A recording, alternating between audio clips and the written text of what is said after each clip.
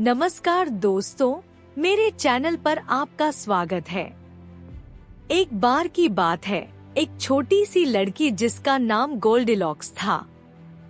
एक दिन वह जंगल में सैर के लिए निकली और एक घर पर पहुंची।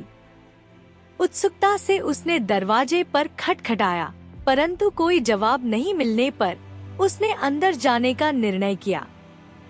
रसोई में उसने मेज पर रखे 3 कटोरे पोरिज को देखा। भूखी होकर उसने पहले कटोरे से पोरिज चखा। यह पोरिज बहुत गर्म है, उसने बड़ी गर्मी से कहा। फिर उसने दूसरे कटोरे का पोरिज चखा।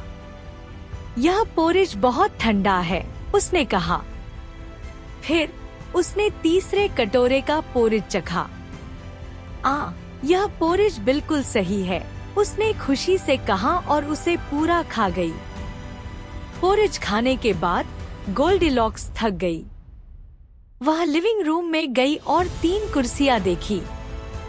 उसने पहली कुर्सी पर अपने पैर रख दिए। यह कुर्सी बहुत बड़ी है, उसने कहा। तब वह दूसरी कुर्सी पर बैठी। यह भी बहुत बड़ी है, उसने शिकायत की। फिर उसने सबसे छोटी कुर्सी पर बैठा। यह कुर्सी बिल्कुल सही है, उसने सांस लेते हुए कहा। लेकिन जैसे ही वह खुद को कुर्सी में सेट करने लगी, वह टूट गई।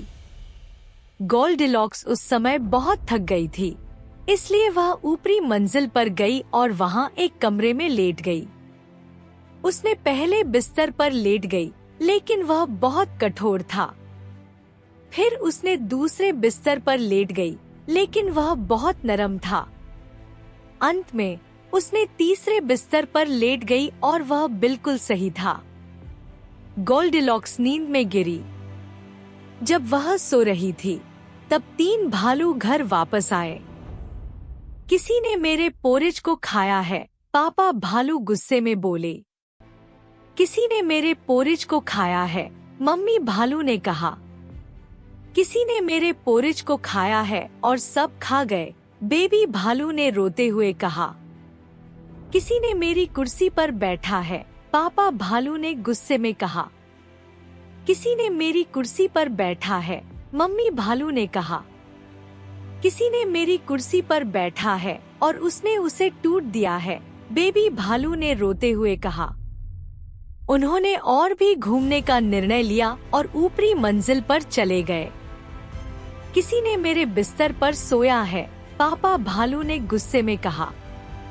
किसी ने मेरे बिस्तर पर सोया है, मम्मी भालू ने कहा। किसी ने मेरे बिस्तर पर सोया है और वह वहाँ अभी भी है, बेबी भालू ने चिल्लाया। तभी गोल्डिलॉक्स जाग उठी और 3 भालू देखी। उसने चिल्लाया, बचाओ, और उठकर कमरे से बाहर भाग गई।